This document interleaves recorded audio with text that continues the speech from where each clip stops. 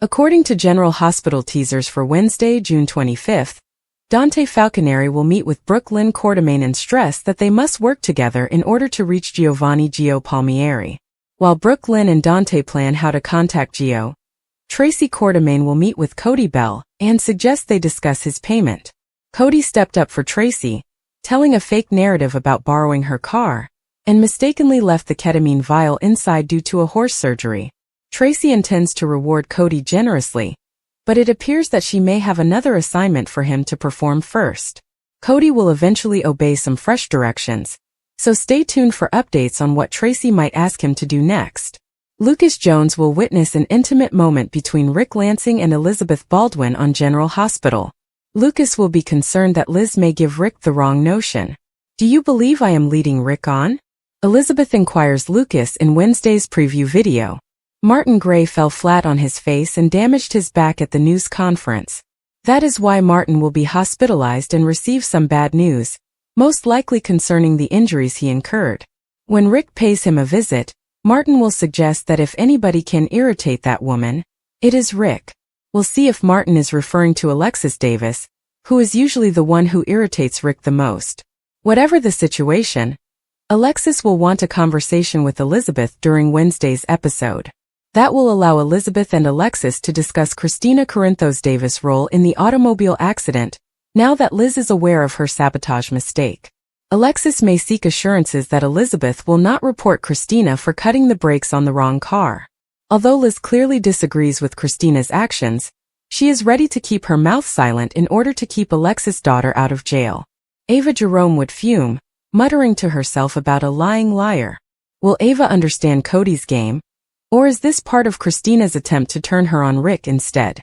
Sonny Corinthos will then communicate with someone to find out what their response will be. This could include another meeting with Natalia Ramirez, who must decide whether to turn up the incriminating documents and accept a new life in Belize. However, Marco Rios has been attempting to negotiate a deal for Natalia, and will make a surprise delivery on Wednesday's program. Will Marco send up the incriminating evidence to acting Digistine Turner instead? According to General Hospital spoilers, Sonny will face additional challenges before the end of the week, so don't miss out on all the drama. Ava Jerome prowled her penthouse like a caged animal. Every heel click left a poisonous echo on the walls. The rage rising in her chest was unlike anything she'd experienced in months, which was saying something. Ava was no stranger to betrayals. She had tasted it before, from lovers, friends, and even her own family. This time, though, things were different. This time it was delivered with a smile and the false illusion of trust. She had let her defenses down for a split second. She allowed herself to imagine that maybe someone in Port Charles would be honest with her. But now the pieces had fallen together in the worst possible way, and Ava was certain that someone had lied. Not just any lie. This one had implications, maybe lethal ones. She replayed the discussion in her thoughts. Cody Bell had approached her weeks ago, eyes wide and apprehensive, saying that something wasn't right with Sasha's breakdown or Gladys' forced guardianship. Ava had promised to help, albeit cautiously. She was not in the business of taking up lost causes unless there was something in it for her, but Sasha was an exception. Sasha reminded her a lot of Kiki, a young woman broken by events beyond her control. Ava told herself she'd help Sasha find peace, if only to make atonement with a ghost. But now it appeared Cody had been playing a game.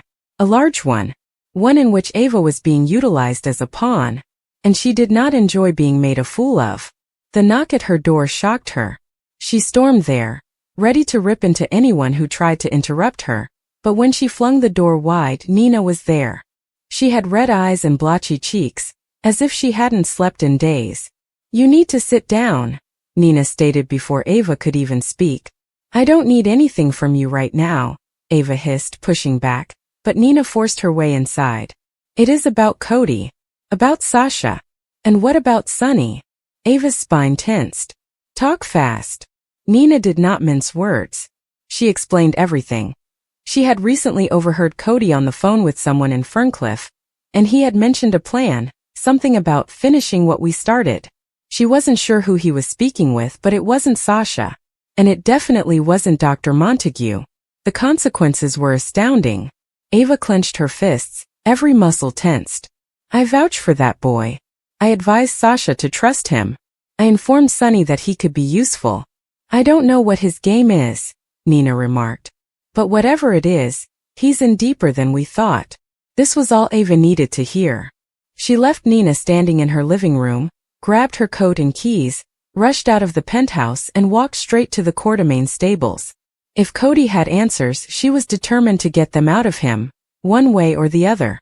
Meanwhile, across town, Sonny Corinthos sat in the rear booth of Pozzolos, spinning a bourbon between his fingers. The restaurant was empty, closed for the night, but Sonny had asked Dante to meet with him privately. His son came 10 minutes late, appearing exhausted and anxious. Tell me what you know, Sonny urged, avoiding the pleasantries. Dante slid into the seat across from him.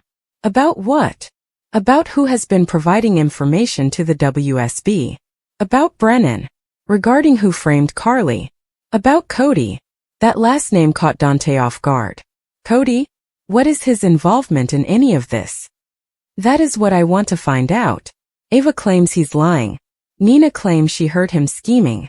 And now I have someone following him, claiming he has made touch with someone at Ferncliff. Dante frowned. Look, Cody's been erratic lately, yeah, but I thought he was doing all this to help Sasha. Sonny shakes his head. Maybe that's what he wanted us to think. Dante leaned back and sighed. All right, I'll look into this. But if we're going for Cody, we'd better make sure. If he's dirty, I'll deal with it. Sonny nodded, but his thoughts were already racing forward.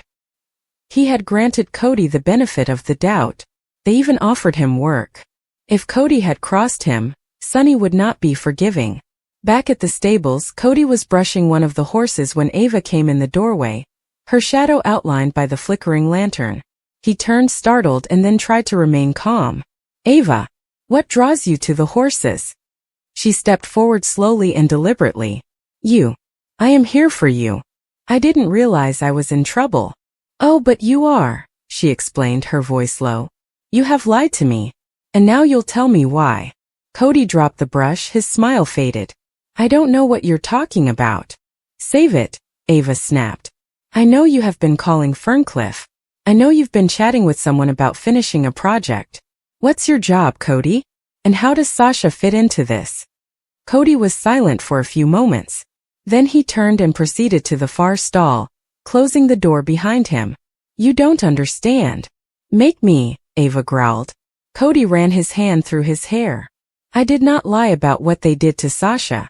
However, I had my own motivations for getting involved. Spit it out. I owed somebody. Someone who helped me get out of legal trouble when I was running scams. They told me that if I could get close to Sasha and the Jerome Corinthos group, I could pay off the loan. I had no idea what they were planning at first, only that they required information concerning the medications Montague utilized, about who would struggle for Sasha's sanity, and who wouldn't. Ava's stomach turned. So you sold her out. I didn't realize it would get this terrible. I believed I could protect her. I believed I could play both sides. You're not clever enough to play both sides, Ava remarked. And now you have Sonny's attention. That is never a good thing. Cody appeared to be panicked. He cannot find out. Not yet. He already knows, Ava explained. And he's coming for answers. A quiet fell between them. Then Ava moved closer. You're going to repair it, Cody. You will disclose every name and contact information. If you don't, I'll bury you myself. Cody did not argue. Later that night, Dante phoned Sonny. You were correct. Cody has been talking to someone named Marcus in Ferncliff. That name has popped up in past WSB inquiries. Get me everything, Sonny responded. If Cody's playing both sides, he just became expendable. Cody, meantime, had already packed a duffel bag. He realized his time was up. But as he zipped it shut, his phone rang. Unknown number. He answered cautiously. Hello. The voice on the other end was calm. You aren't done, Mr. Bell. You've made quite a mess. But we've got a new mission for you. One last chance. Cody gulped hard. What do you want? The voice was chilly. You're going to help us get into Sonny Corinthos' safe. We need a flash drive. You recognize the one. Cody's hand shook. If I do that, I'm dead. If you don't, you're already dead. The call went dead. Cody stood there, heart pumping and knowledge dawning. He had played a game with devils and the bill was due. The following morning, Ava came to Sunny's with a file in hand. Everything Cody told me. Each detail. Sunny read it attentively. He's in over his head. Then save him. Or put an end to it. Sunny looked up slowly. That depends on what he does next. Cody Bell stepped back into Sunny's turf with a smirk on his face, betrayal in his pocket, and the burden of one more, deadly assignment on his shoulders. He received new instructions. Not everyone would survive what happened next. General Hospital recaps for Monday, June 23 show Kai Taylor had some news for Trina Robinson, and Isaiah Gannon made an offer. Carly Spencer also discussed Daisy Gilmore Corinthos' baptism with Michael Corinthos, as well as the fate of Willow Tate. He admits that he originally turned down the offer, but Drew stressed that the role is flexible and allows him to work from there. Trina is relieved that he is not going, but she still doubts Drew and believes that working with him is a mistake. Kai understands her parents' terrible experiences with Drew, but he believes the congressman has always treated him properly. His future is suddenly full with possibilities, and he believes politics may be a path for him. General Hospital recap June 23. Tracy's explosive news and Willow shocks Michael. Trina worries about Kai's decision. Kai tells Trina that he is excited to pursue this opportunity, but he hopes it will not cause them to grow apart. He appreciates her worry, but he believes he must rely on his own judgment, and this is an excellent chance that he cannot pass up. As Kai leaves for a news conference, Trina kisses him and assures him of her support. However, she appears frightened and concerned that he is unaware of what he is getting himself into, so she decides to make a phone call. Trina phones her father, Curtis Ashford, and begs him to meet him at the gallery. Gannon makes an offer. In the hospital locker room, Portia Robinson sighs as Gannon approaches her, dressed only in a towel. After working a difficult 16-hour job, she barely has the energy to return home. While he gets dressed, he asks if she is overburdened with work. Portia admits that she is purposefully avoiding returning home. Gannon suggests that she may use a little distraction. He tells her that if she doesn't get some rest or a diversion, she will exhaust herself. He sends an invitation to show her a good time, hoping to assist her in achieving a healthier work-life balance. Carly talks to Michael about Daisy's christening and what happened to Willow. Carly asks Michael about Daisy's christening. His thoughts are clearly elsewhere. He is delighted for Daisy, but this celebration seemed almost cruel to Willow. The kids mourn her and she has lost everything. Carly reminds him that Daisy is worth celebrating, and there is no reason for him to feel bad. They are both relieved with how things have turned out, but he is still troubled by how shattered Willow was. His mother warns him that love does not fade overnight. He hopes she will ultimately be around the kids. The problem is Drew. Carly emphasizes how terrible Drew's treachery was. Michael considers him repulsive and believes Willow should understand this, and he is determined to get rid of him. If he can convince her that Drew caused her to lose the children, that should suffice. Nina is shocked that Willow is marrying Drew. Back at the pool, Nina Reeves is taken aback to find that Willow is marrying Drew. Willow reveals that this is her means of regaining custody of her children. While she realizes that it is not fully legal, she truly loves Drew and intends to stay with him. Nina worries the judge will suspect they are marrying to manipulate the system, and Willow notes that Martin Gray proposed it as a legal strategy. Her mother tells her to postpone the marriage for now. If she wants to persuade the judge that their marriage is genuine rather than strategic, she should plan a legitimate wedding. General Hospital recap June 23. Tracy's explosive news and Willow shocks Michael. Willow understands, but she wants her kids back as soon as possible. Nina talks to Carly. Willow understands her mother's point of view, but the idea of being separated from her children is terrible. Nina jumps in to help her plan the wedding of her dreams. Willow answers that she will think about it and then leaves.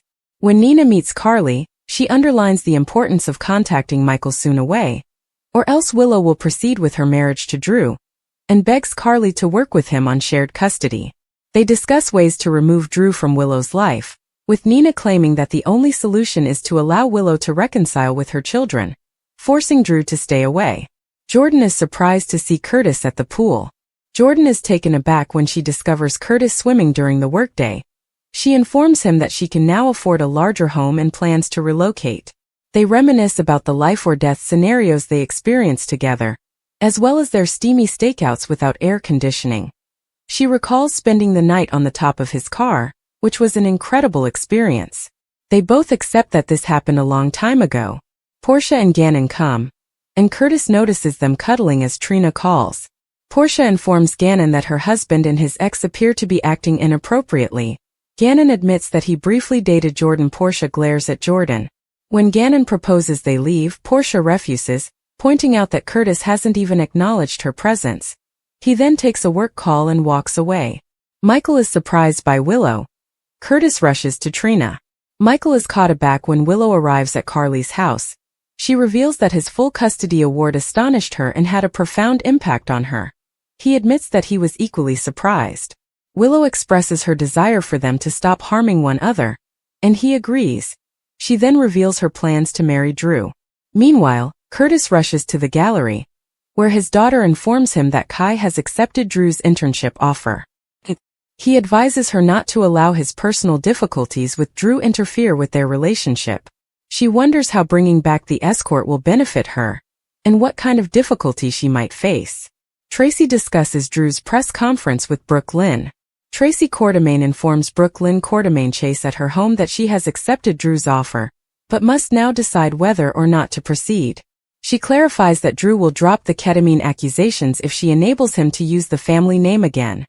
This offer appeals to Brooke Lynn. Tracy admits that her pride is impeding her decision, and her granddaughter begs her to put aside her pride.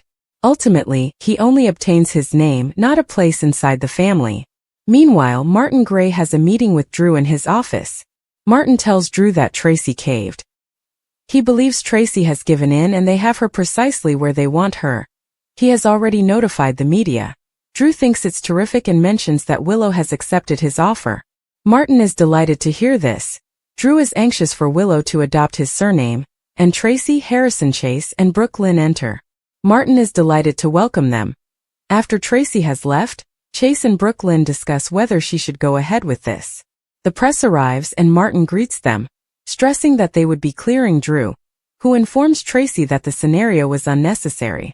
She says that gloating does not fit him, and he responds that it does not suit her either. Further proof that he is a true Quartermain.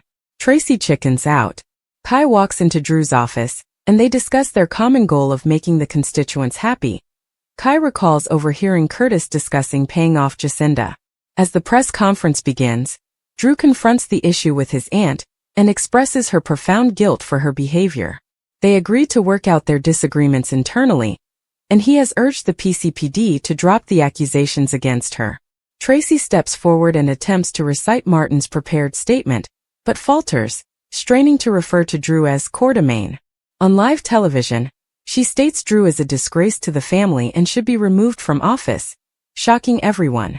Tracy Quartermain was known for many things, including being a cutthroat businesswoman, a strong matriarch, and a master of sarcasm, but no one anticipated her to be the carrier of an emotional time bomb. Still, in Port Charles, where secrets festered and truths were continually clawing their way to the surface, it seemed only natural that Tracy would one day find herself at the center of a discovery capable of upending the lives of those around her. And this time it wasn't simply about ELQ, legacy, or money. It was about blood, family, and the web that linked generations in ways no one had anticipated. She arrived unannounced at the Quartermain estate, sweeping into the room with the confident air that only someone like her possessed. Brooke Lynn was the first to observe her grandmother's demeanor. Tracy was normally sharp, abrupt, and irritable, but something in her eyes revealed the truth this time. There was tension just beneath the surface, barely managed, as if she were concealing something enormous. Brooke Lynn questioned whether everything was fine, and Tracy just responded, "Call Michael. He needs to hear this." Michael arrived within an hour. Willow followed, apprehensive but helpful.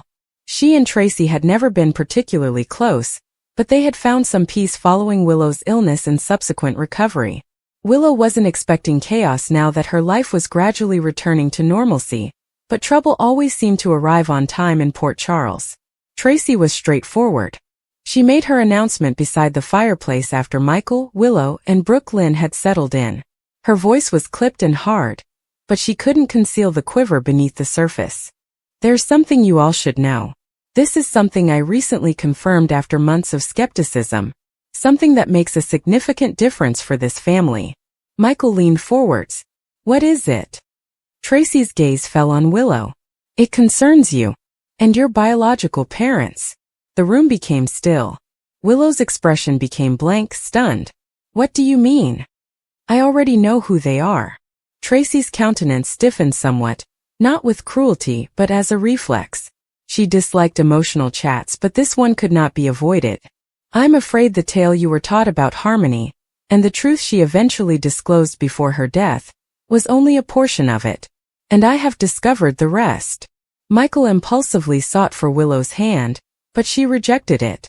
She was extremely still. Too numb. Tracy continued. Harmony wasn't your biological mother. We are aware of this. She admitted it before her death. She informed you that your biological mother died during childbirth. A lady she met through a cult link. But that isn't the entire tale. That woman was more than simply a stranger. She was related to Port Charles, and to this family. Brooklyn widened her eyes but did not say anything. Michael stood. What are you trying to say, Tracy? Simply say it. Tracy took a slow breath. Her name was Joanna Bell. She was Edward Quartermain's granddaughter, resulting from a daughter he fathered in the 1970s but never publicly acknowledged. Joanna was born in New York and raised outside of the Quartermain family, yet she had his blood. She visited Port Charles briefly in the early 2000s. She didn't realize she was pregnant when she left. But the child is Willow. Willow's world tipped on its axis. Her mouth opened but no words emerged.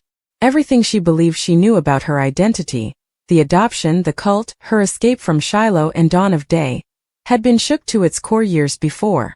However, this was an altogether different layer. Quartermain's blood? Tracy said softly. You're one of us. By blood. That means your children will also be part of this legacy. Michael looked at Willow, scrutinizing her face. She appeared pale, glassy-eyed, and calm in a haunting way. How do you know all of this? She finally asked, her voice barely above a whisper. Tracy explained.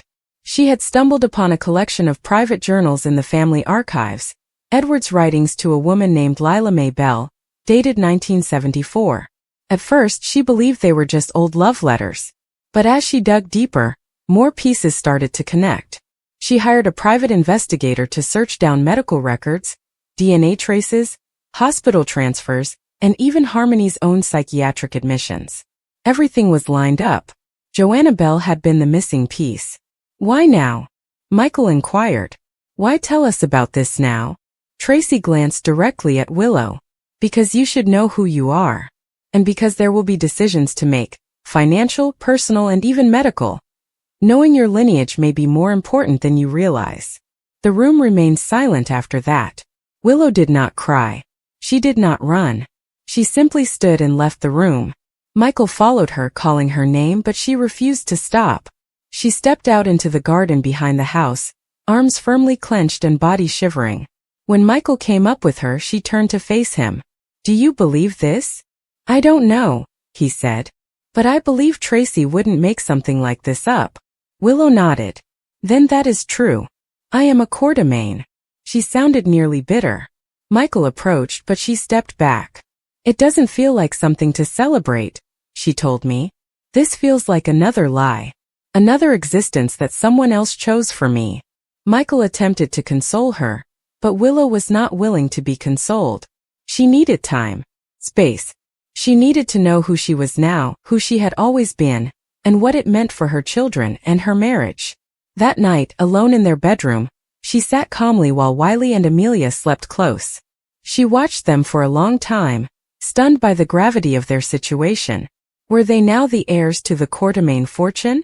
Will they be drawn into ELQ politics and family feuds? Michael entered, studying her with concern. Talk to me, he asked gently. Willow finally looked at him. I need to figure out who I truly am. Not just for me but for them. He nodded. We'll do it together. Willow's expression shifted as he spoke. She did not appear to be ready to share the journey. She seems to have already resolved to walk alone.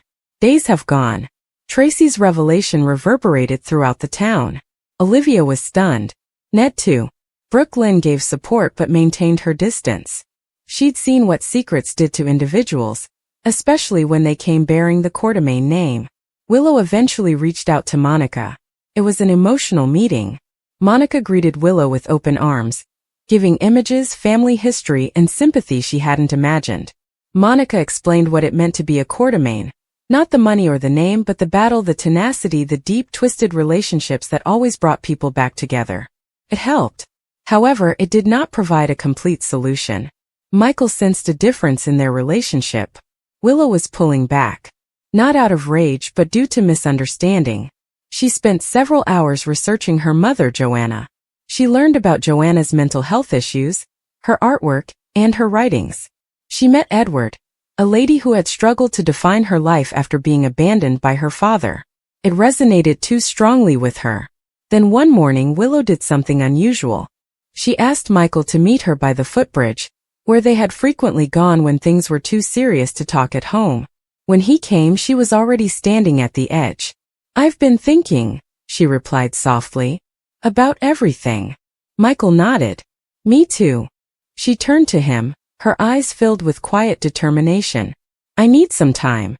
Alone." His heart plummeted. "What do you mean?" "I need to find myself before becoming a wife, mother, or anything else. I need to know where I'm from, and who I am without being defined by someone else's actions."